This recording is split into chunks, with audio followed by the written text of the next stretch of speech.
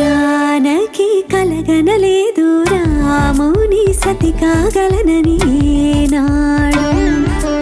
రాముడు అనుకోలేదు జానకి పతి కాగలనని ఆనాడు.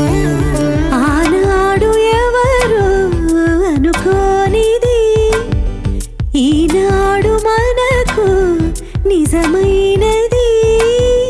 ఆ రామాయణం మన జీవన పారాయణం. రాముడు అనుకోలేదు జానకి పతి కాగలనని ఆనాడు.